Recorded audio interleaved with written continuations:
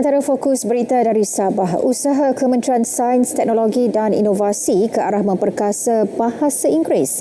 Perinciannya bersama Anisia Daulus. Teruskan. Ya, baik Zahirah.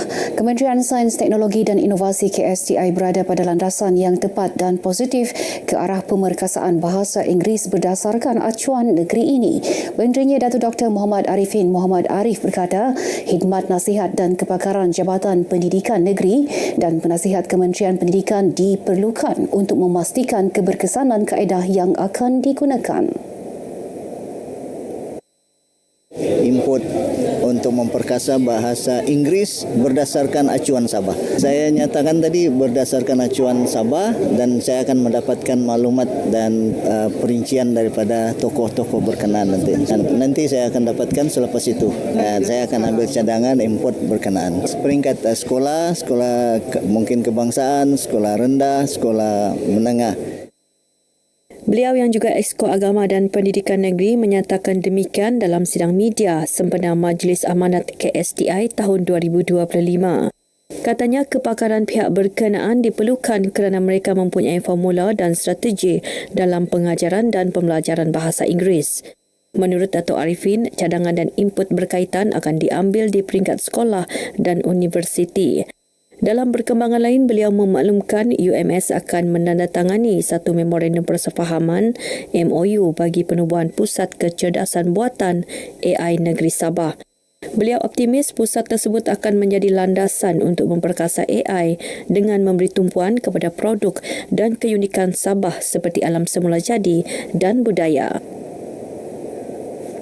Beralih ke perkembangan banjir, jumlah penduduk terjejas yang masih berlindung di 4 pusat pemindahan sementara PPS di 2 daerah mencatatkan sedikit penurunan setakat 4 petang tadi. Menurut Sekretariat Jawatankuasa Pengurusan Bencana Negeri Sabah, 476 penduduk daripada 144 keluarga masih berlindung di 4 PPS berkenaan. Di Kinabatangan, jumlah penduduk yang masih berlindung di 2 PPS menurun kepada 174 orang daripada 45 keluarga. Penurunan tersebut dicatatkan di PPS SK Bukit Garam iaitu 66 penduduk daripada 16 keluarga. Manakala PPS SK Sukau kekal 108 penduduk daripada 29 keluarga. Di Beaufort pula, jumlah penduduk yang masih berlindung di 2 PPS iaitu Dewan Bisaya dan Dewan DSP Dun Banir kekal 302 penduduk daripada 99 keluarga. Sementara itu, Jabatan Meteorologi Malaysia menerusi laman sesawangnya mengeluarkan amaran ribut petir sehingga 5 petang ini yang melibatkan Sipitang, Tenom, Nabawan, Ranau, Tawau dan Kudat. Lembaga Koko Malaysia LKM giat meningkatkan keluasan dan produktiviti tanaman koko dengan sasaran melebihi 360 hektar tahun ini.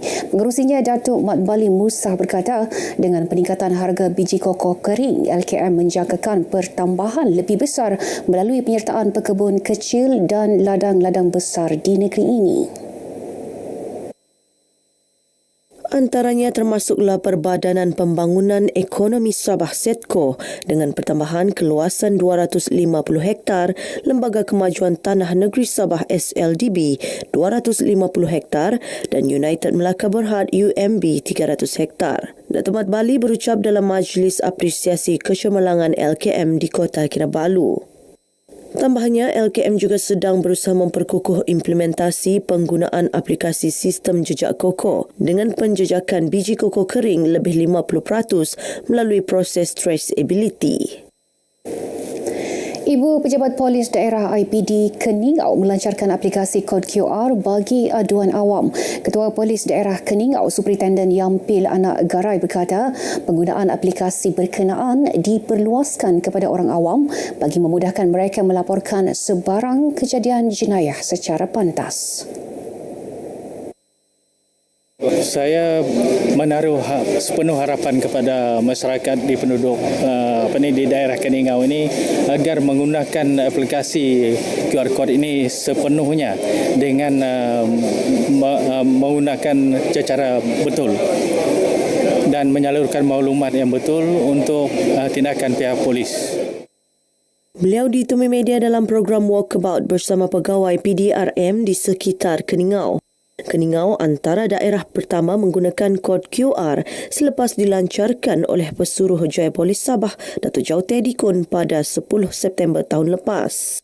Program Walkabout bertujuan mengukuhkan kepercayaan orang awam terhadap pasukan polis dan memperlihatkan komitmen PDRM dalam menjaga keselamatan serta keharmonian masyarakat. Ia juga bagi menyantuni masyarakat setempat sekaligus meningkatkan hubungan antara komuniti dan pihak polis. Media berperanan penting dalam menyampaikan maklumat tepat kepada masyarakat. Ia termasuklah maklumat membenteras jenayah demi menjaga keselamatan awam. Sehubungan itu, Ketua Polis Daerah Tawau SCP Jasmin Husin berkata pihaknya menghargai peranan media yang turut melaporkan kejayaan dicapai PDRM dalam menangani sebarang kejadian jenayah khususnya di daerah Tawau. Jelasnya polis memerlukan media untuk membantu dalam menyelesaikan kes-kes jenayah sedang dalam siasatan termasuk usaha mengesan suspek yang masih bebas. Kita telah memberikan sijil-sijil penghargaan kepada rakan-rakan media, telah banyak memberikan sumbangan kepada pihak PDRM dalam melaksanakan tugas penguatkuasaan undang-undang, di mana peranan media ini saya lihat sangat membantu ke arah menurunkan jenayah di daerah Tawau. SCP Jasmin berkata demikian selepas Majlis Perhimpunan Bulanan Ketua Polis Daerah Tawau dan penyampaian Anugerah Tawau Sejahtera peringkat IPD Tawau. Dalam majlis ini, 16 wartawan daerah Tawau menerima sijil penghargaan atas peranan mereka dalam membuat liputan kepada polis Tawau sepanjang tahun lalu. Turut disampaikan sijil penghargaan kepada pegawai dan anggota yang telah menunjukkan prestasi cemerlang selain Anugerah Tokoh Tawau Sejahtera, Balai Polis Sejahtera, pegawai dan penolong pegawai penyiasat terbaik, pegawai awam terbaik dan anugerah khas Perkap.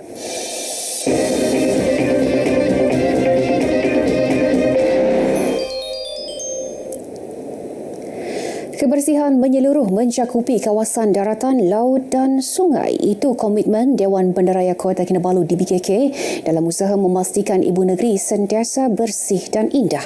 Ikuti perkongsian Iswadiman Samsudin yang menyertai program KK Clean Up Day 1.0 Bandaraya Kota Kinabalu.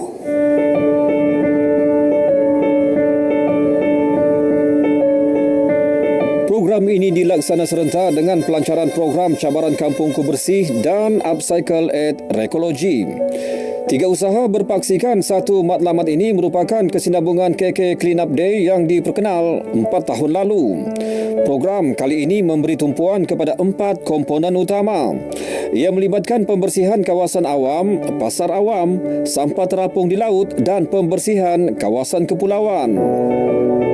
Selain daripada kawasan pantai ini, kawasan pasar, kaki lima dan juga parit-parit dan juga pembersihan untuk membenteras lipas, tikus, nyamuk dan sebagainya. Ya, kami juga akan pergi ke Pulau Gaya untuk melihat aktiviti recycle di sana. Disertai kira-kira 5,000 masyarakat menggunakan 40 unit jentera. Program ini turut menyaksikan usaha memperindah rumah sampah dan tandas awam. Turut dilaksana pelupusan tumbuhan liar. Program cabaran kampungku bersih dan program upcycle at Rekologi pula bertindak menambah nilai program KK Clean Up Day. Ia melibatkan penyediaan rumah sampah di perkampungan Pulau Gaya serta program Kitar Semula barangan terpakai. Setakat ni kita memang mengadakan lebih banyak aktiviti lah untuk bekerjasama dengan mereka, termasuk bantuan daripada pusat PPUM ya, untuk memberikan kesadaran kepada penduduk-penduduk Pulau Gaya supaya mengurus sampah dengan baik ya. Sepanjang tahun lalu, 221 tan sampah berjaya dilupuskan oleh Jabatan Pengurusan Sisa Pepejal DBKK. Ia hasil operasi pembersihan di sekitar kawasan darat dan perairan Pulau Gaya serta Pulau Sepanggar. Penglibatan pelbagai agensi dalam menjayakan program ini turut menyumbang kepada usaha menjadikan Kota Kinabalu sebuah bandaraya bersih, hijau dan mampan. Tahun ini program KK Clean Up Day 1.0 kick off dia di Pulau Gaya juga, alhamdulillah, dan pihak UPPM sentiasa mengambil bahagian dan memberikan kerjasama serta komitmen yang kuat kepada pihak DBKK. Perkhidmatan skema bot turut digunakan untuk pembersihan sampah terapung di laut dan sungai. Baiklah saudara, inilah dia hasil kutipan sampah daripada program KK Clean Up 1.0 2025. Lebih 100 tan sampah berjaya dikutip dalam tempoh 5 jam program ini dilaksanakan di Bandaraya Kota Kinabalu. Kita harapkan usaha DBKK ataupun Dewan Bandaraya Kota Kinabalu ini akan berjaya menjadikan Bandaraya Kota Kinabalu antara salah satu bandar yang paling bersih di negara kita. Iswadiman Syamsuddin, RTM.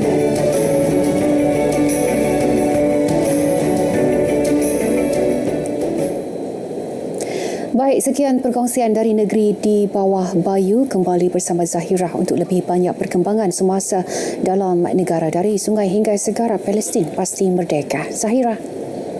Baik, terima kasih Anne.